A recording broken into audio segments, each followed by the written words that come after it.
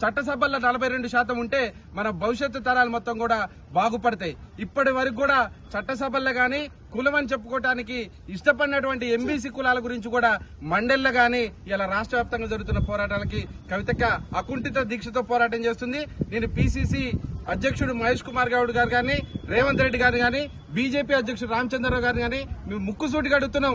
మీరు బరాబరు కూడా 72 గంటలకు దీక్ష ఇచ్చి ఆర్డినెన్స్ తీసుకొచ్చి బీసీ బిల్లుకై మద్దతు ఉండండి.